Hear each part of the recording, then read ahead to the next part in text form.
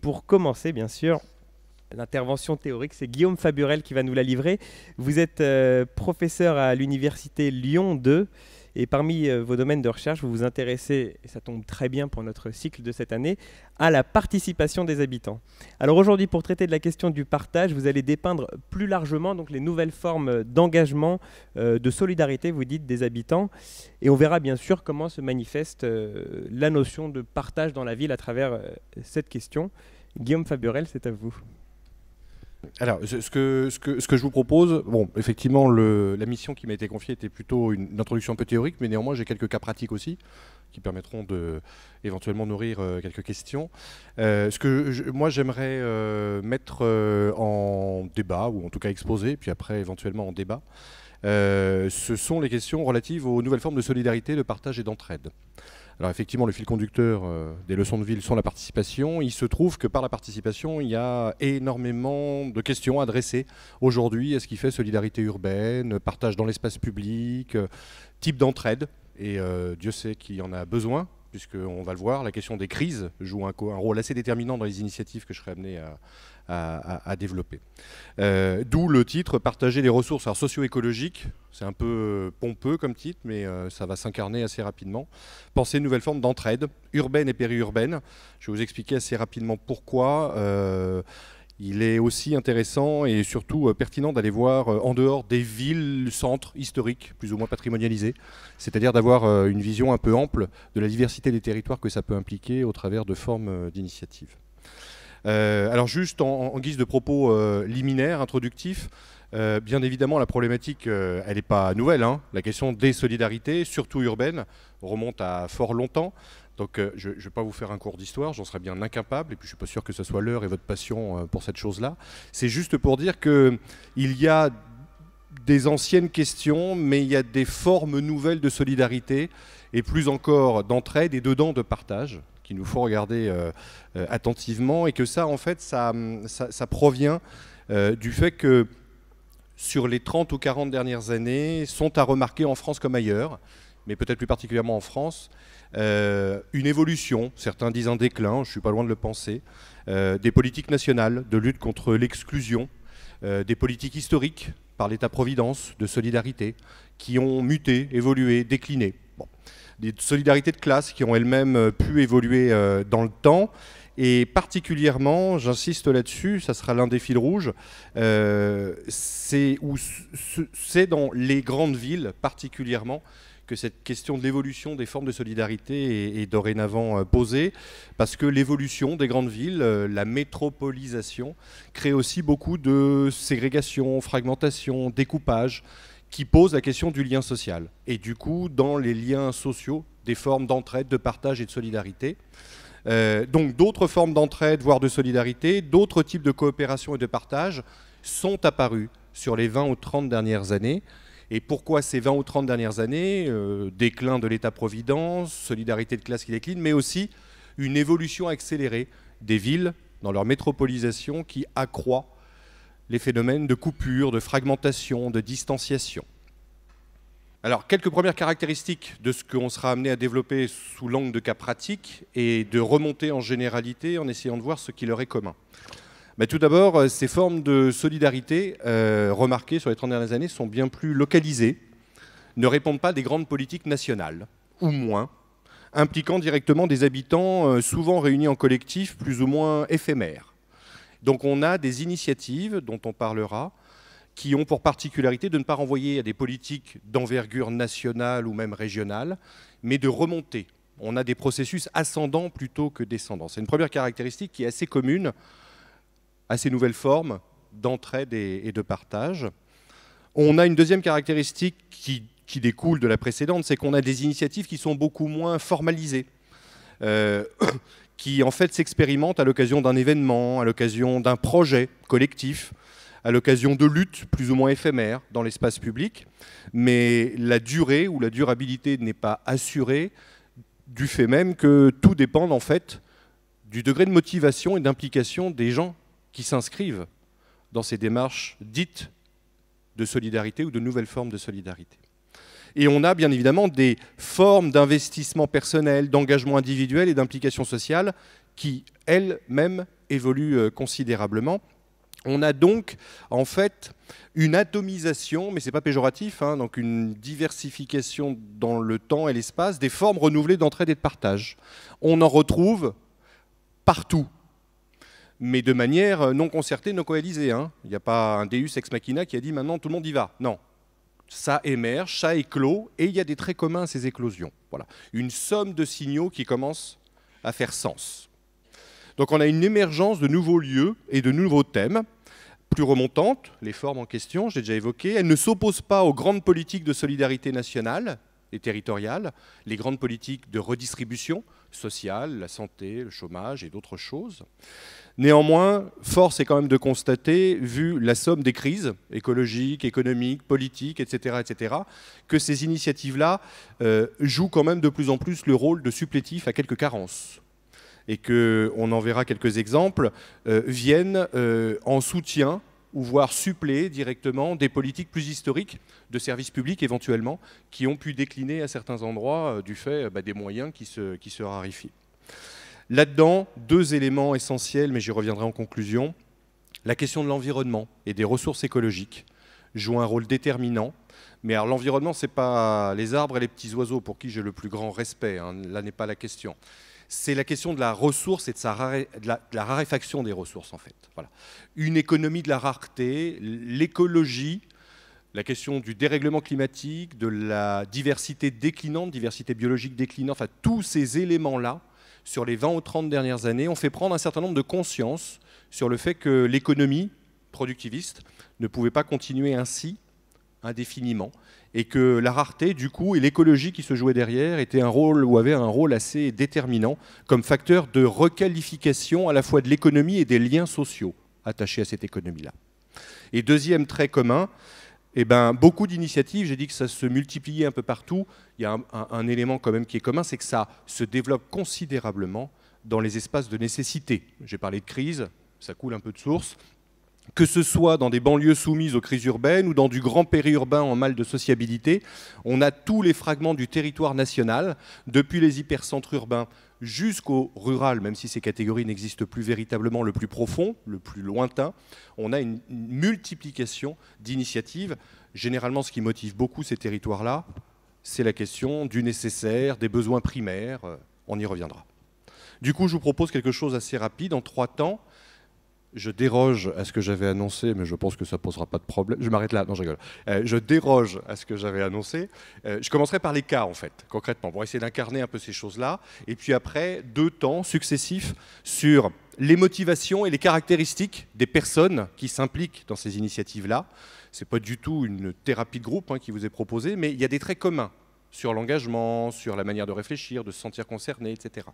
Et un dernier temps sur, j'en ai déjà un peu parlé, la question de l'environnement et plus encore comment ça réinterroge du coup les politiques publiques. Puisqu'on parle de complémentarité, on a vu qu'il y avait du descendant et du remontant, comment à l'échelle d'un territoire, ces choses-là et les questions que ça adresse aux politiques plus historiques et aux mandats que les collectivités territoriales ont dans le domaine des solidarités spatiales, sociales, etc. Alors, 3 cas d'études parmi d'autres. Il y en a des centaines, hein. Donc j'ai essayé de choisir 3 cas qui étaient réellement complémentaires. Premier cas, ferme des Meuniers, Val-de-Marne, peut-être que vous connaissez déjà. Ferme pédagogique, accolée à l'aéroport d'Orly, à Villeneuve-le-Roi plus précisément, donc au sud du Val-de-Marne. On a là, je l'ai fait assez rapide, mais on a là une initiative qui remonte au milieu des années 90, soutenue au départ par la municipalité, et par en fait 3 personnes, dont le maire de l'époque, qui peut-être sur cette base-là ne s'est pas fait réélire dans le mandat suivant. Voilà. Ça, on dit long aussi sur les efforts qu'il y a à faire. L'objet de cette création, 1995 et surtout 1997, considérait que les politiques d'insertion sociale sont faillibles et qu'il y a lieu, et j'emploie le terme à dessein, créer un lieu d'insertion sociale un peu différent, autour, alors initialement, de la pédagogie écologique, d'où la ferme pédagogique. Considérer, même si ce n'était pas dans le dessin initial, qu'il y a lieu de créer il y a nécessité de recréer du lien et du sens social par d'autres formes d'engagement, d'implication. il y a nécessité d'accueillir des populations qui sont indéniablement au banc ou en déshérence, et que la question de la ferme, des animaux, de la ressource écologique, ça fait 3 hectares, hein, c'est pas déterminant pour devenir planétaire, mais néanmoins, la question du végétal, de l'animal, du vivant, du non-vivant, etc., était déterminant pour, à un moment donné, restaurer de la confiance, reconstruire de l'estime de soi. Bref, acquérir une nouvelle forme de reconnaissance sociale. Et ça donne quelque chose qui fonctionne très bien, puisque ça a enfanté. Il y a un deuxième site, à Montjean, toujours dans le Val-de-Marne. Les gens, ils viennent, on les appelle les meuniers, mais ils se dénomment les habitants. Ça a du sens. Ils n'habitent pas, hein, ils ne sont pas logés sur le site, mais ils viennent y habiter néanmoins en y cultivant la terre. Des groupes scolaires y viennent, pas simplement pour la pédagogie, pour y rester. Il y a des événements réguliers, tous les samedis, tous les 2 samedis, à l'échelle annuelle. Il y a des chantiers qui sont organisés. Et surtout, j'insiste là-dessus, parce que c'est pour ça que je prenais ce premier cas, une démocratie totalement horizontale. C'est-à-dire qu'il y a un conseil d'administration, mais qui ne fait qu'entériner ce que les meuniers ont décidé entre eux de lancer comme chantier. Donc une démocratie vive, directe, active, pour du photovoltaïque, l'accueil de certains types de populations, des productions alimentaires, la création de paniers bio, etc., etc., etc. On a donc un lieu de production, mais aussi un lieu de consommation conviviale. Voilà. Un lieu d'accueil où les capitaux sociaux, les origines sociales, ne tiennent pas lieu de barrière d'entrée. C'est un lieu qui est ouvert, quasiment en permanence, et qui a produit les effets, alors non pas escomptés, il n'y avait pas un objectif avec des chiffres à la clé, de réinsérer ou d'aider à la réinsertion des jeunes particulièrement, qui se sont pris au jeu et qui viennent très régulièrement cultiver, échanger et se bâtir en fait ou se reconstruire une identité sociale. Donc là, juste, pardon Guillaume Faburel, mais on parle de partage et là on rentre directement dans le vif du sujet où il y a un partage très concret puisqu'il y a des savoir-faire qui sont partagés, des produits aussi, et puis un partage plus large, un partage, une rencontre en fait entre différents habitants, quoi. Complètement. Et vous faites bien d'insister sur ce terme de savoir-faire, il est déterminant. En fait, l'objet du partage, c'est celui des habiletés, des aptitudes, des compétences. Après on peut démultiplier à l'excès, mais il y a une voix, une compétence, un corps. Voilà.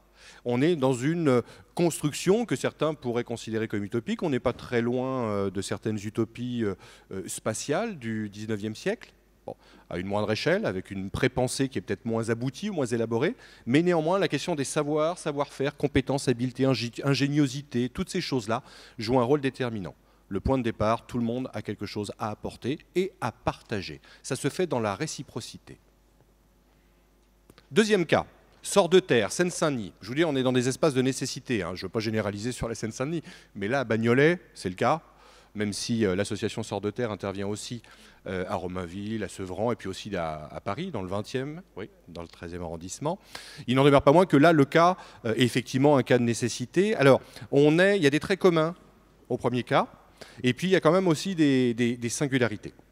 Sort-de-Terre, 2007, une association, peu de personnes, 5, avec un objectif qui est restaurer des modes d'appropriation du lieu. C'est-à-dire que considérer qu'au pied des immeubles, voilà, en l'occurrence la cité Malassis, qui est un projet en rue de requalification et de rénovation, voilà, même un des projets prioritaires pour l'Île-de-France.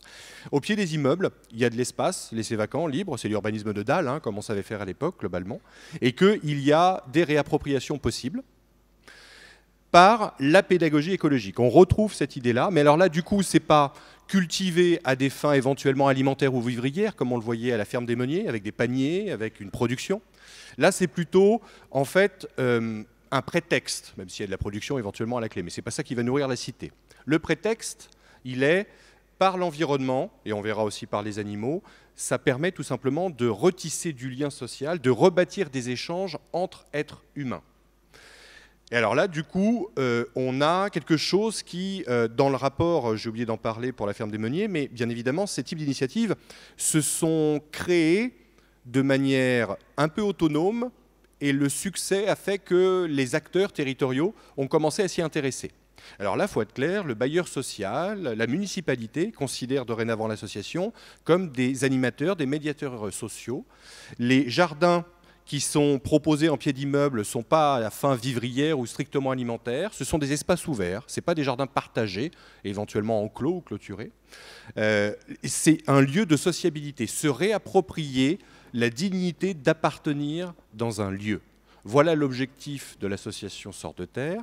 Et depuis lors, ça a évolué. Au départ, c'était plutôt pédagogique, autour du végétal. Dorénavant, comme je le montrais précédemment, ça accueille aussi des animaux, toujours dans cette logique-là, interculturelle. L'animal permet des espaces de rencontre et de partage que d'autres objets, peut-être moins vivants, ne permettent pas toujours. Donc là, on est sur une pédagogie du lieu ou quelque chose qui renverrait à ce qui fait identité et du coup, un pouvoir d'agir. C'est-à-dire que le but du jeu, il est de refaire prendre conscience aux populations résidentes qu'il y a matière à façonner son espace de vie. Nous avons tous les capacités, à un moment donné, de nous engager, de nous impliquer, et que l'espace urbain, alors on n'est pas tous maçons de formation, enfin moi personnellement non, mais on a tous quelque chose à apporter pour fabriquer, pour édifier, pour mettre en culture, et c'est exactement ce qui se passe. C'est-à-dire que les espaces, en l'occurrence, là, et les animaux, servent en fait de conscientisation de la capacité que chacun aurait éventuellement à réinvestir son lieu pour se l'approprier autrement et le façonner différemment. Au point que, alors dans le cadre des accords avec notamment l'éducation nationale et le groupe scolaire, dorénavant il y a une bergerie qui a fait tenu lieu de chantier. Lors de la démolition d'une des barres annoncées, il va y avoir des animations, là aussi des baraquements vont être mis en chantier. Tout ça est en train de faire culture locale et ça marche assez bien, à tel point que Sevran, Romainville, dans d'autres lieux, l'association est appelée pour mettre cette idée du partage autrement en partage. Voilà. Et troisième exemple, peut-être plus classique, oui, non. Vous avez tous entendu parler des ressourceries et des recycleries. Là, en l'occurrence, c'est la ressourcerie de l'Interloc dans le 18e, à Paris, que vous connaissez aussi un peu. Hein. Oui, une ressourcerie, quand même, une définition de la ressourcerie. Donc, c'est un lieu où on échange, on apporte, on échange. On répare. On répare, bien sûr. Et en théorie, ça dépend des ressourceries, mais dans la définition première, il n'y a pas d'échange monétaire qui se joue derrière. C'est du troc. Voilà. Du partage, voilà. Il y a du coup beaucoup de recyclage qui se joue derrière, en l'occurrence la ressourcerie. Alors là, je vais faire plus vite parce que c'est assez classique, on en retrouve, mais là, un fait fonctionne très bien, qui est, alors non pas exclusif, comme d'ailleurs ne l'était pas Sort de Terre ou la ferme des Meuniers, c'est-à-dire qu'on ne regarde pas qui vient, mais néanmoins, le but du jeu, c'est de animer autrement l'espace du quartier. Donc les habitants du quartier se sont appropriés le lieu indéniablement. Et on a aussi un espace de rencontre, de débat, d'échange, de convivialité qui finalement refait polarité dans un espace, le quartier en l'occurrence, qui restait animé, mais qui manquait de ce type d'espace indéniablement. Donc là, le but du partage, il est de réanimer un peu autrement. Il y a bien une identité propre au quartier, mais c'est de la faire vivre autrement. Alors qu'à Bagnolet, le but, c'était de reconstituer cette identité qui avait été mise à mal par l'urbanisme et puis aussi par les crises et notamment l'accès à l'emploi qui était devenu plus compliqué. Voilà, juste 3 exemples. On aurait pu en prendre des dizaines et des dizaines. On est dans l'hypercentre parisien où on est à une quinzaine ou une vingtaine de kilomètres en bordure d'un aéroport. Voilà, un espace laissé vierge et occupé à des fins d'abord pédagogiques et surtout de réinsertion sociale.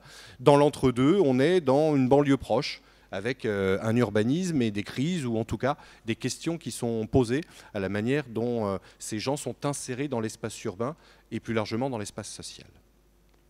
Alors, si on prend en transverse maintenant, mais j'aurais pu prendre plusieurs exemples, qu'est-ce qui ressort globalement ? Très nombreux exemples en France et à l'étranger, qui se sont même constitués en mouvement. Je sais que vous en avez déjà évoqué plusieurs lors des 2 premières petites leçons. Vous parlez de la guérilla gardening, en effet, on en a parlé. La gardening, mais il y a aussi Reclaim the Field, Incroyable Comestible, Bergers Urbains, Mouvement pour la Transition. Ça vient de partout, ça peut venir de l'étranger aussi. C'est le cas du Mouvement pour la Transition, du côté de Totnes et Bristol, arrivé en France depuis maintenant 5 ans, et qui ne cesse de se diffuser. Donc, une somme d'initiatives, mais aussi des mouvements, j'insiste particulièrement, qui vont essaimer, qui vont se développer. Deuxième élément, Ces initiatives impliquent à ce jour tous les thèmes, et particulièrement, dans la totalité des thèmes, ceux qui, dans la nécessité, font appel à des besoins primaires, qui sont de moins en moins satisfaits. Donc, celui du rapport ou des rapports humains ou de la relation sociale dans l'espace public, avec la reprise d'espace public, je crois que ça a été aussi évoqué une fois, l'autoconstruction, l'habitat participatif, la question du logement, la question des mobilités, la question des énergies alternatives, de l'alimentation avec des pratiques vivrières. On a là une diversité, une somme de thèmes qui en fait balayent tous les registres d'existence. Voilà, toute la nécessité que nous avons de circuler, manger. Enfin, moi personnellement, je ne sais pas vous, mais ça peut se résumer aussi à ça, ou en tout cas, c'est assez fondamental. Se loger, etc., etc. On retrouve ces initiatives dans tous ces domaines-là. Alors, qu'est-ce qu'on a aussi ? Il y a néanmoins des particularités. Et les particularités renvoient quand même à des leviers que l'on pourrait considérer comme psychosociologiques. Grosso modo, qu'est-ce qui fait que des initiatives comme celle-ci se prennent ? Quels sont les traits psychosociologiques des preneurs d'initiatives, de ceux qui portent ce type de démarche ?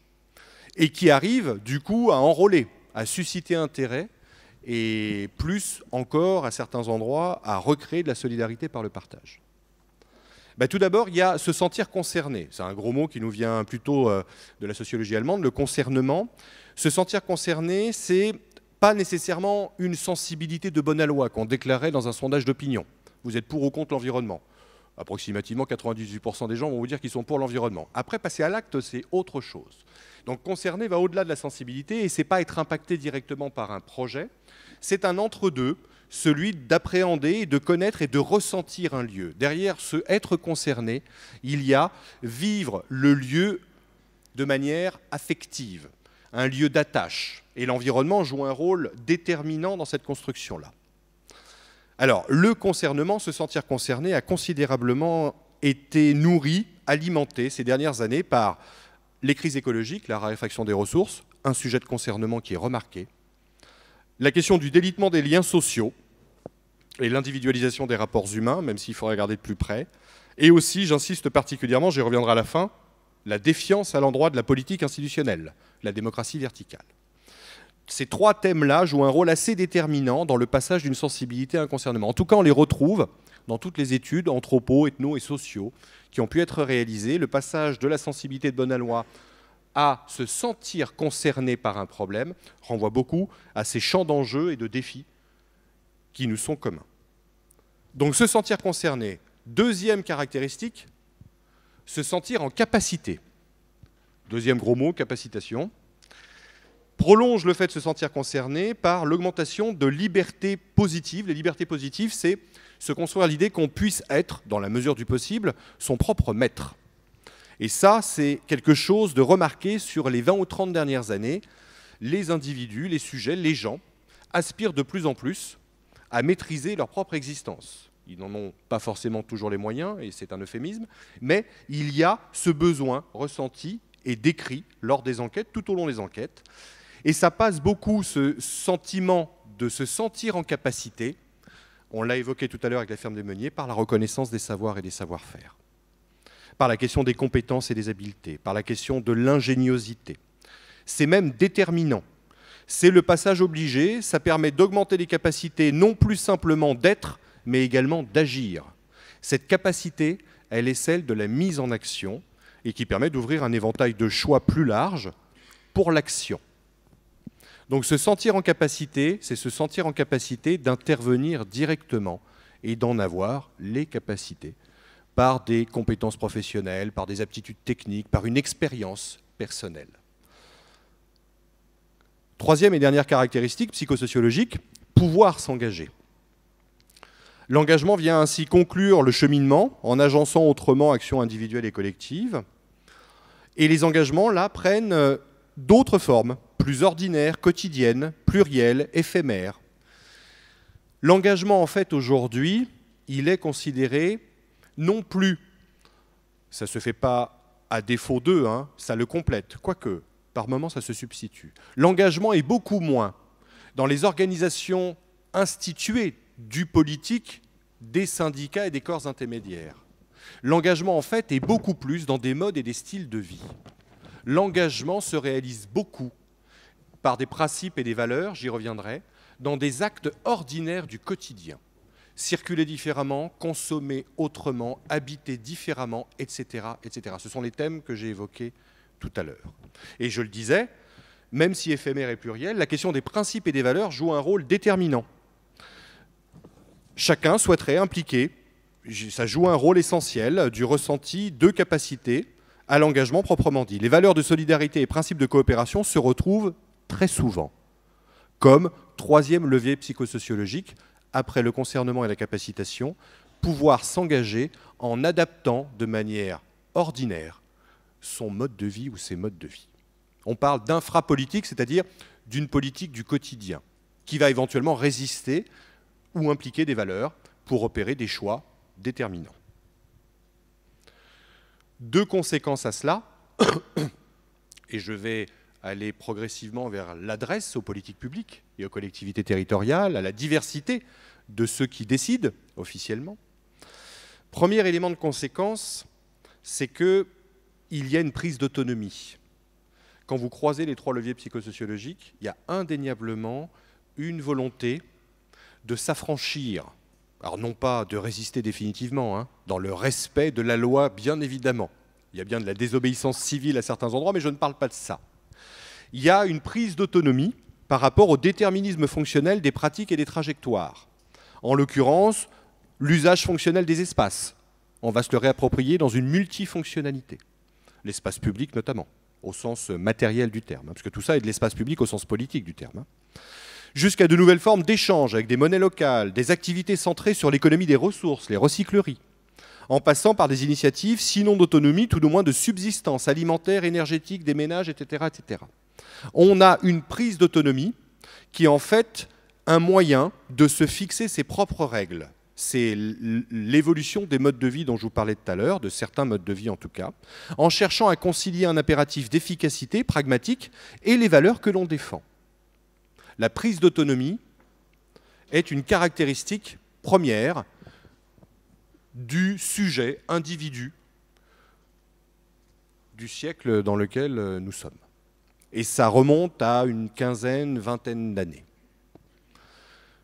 Il y a moins de délégations de paroles politiques, il y a de plus en plus une volonté de faire par soi-même. Le do-it-yourself joue un rôle déterminant là-dedans. À modeste échelle, mais mis bout à bout, ça peut créer des territoires entiers. J'ai un collègue, Jean Viard, qui parle de mode de vie qui aménage des territoires. Je pense qu'il a raison. À un moment donné, toute cette somme de prises d'initiatives plus ou moins autonomes fabrique des espaces, par du logement, par la consommation, par de l'agriculture, par la culture vivrière. Ça façonne des paysages. Alors peut-être pas là dehors, mais à 15, 20 ou 30 km des grandes villes métropolitaines, c'est en train d'arriver. Et à l'étranger, c'est déjà le cas, dans certains pays en tout cas. Deuxième conséquence, on va finir sur l'individu, la reprise de soi. Ce qui est déterminant là-dedans, c'est la volonté, par la reconnaissance d'aptitude dont on parlait tout à l'heure, de se reprendre soi-même, et particulièrement par une mise en geste.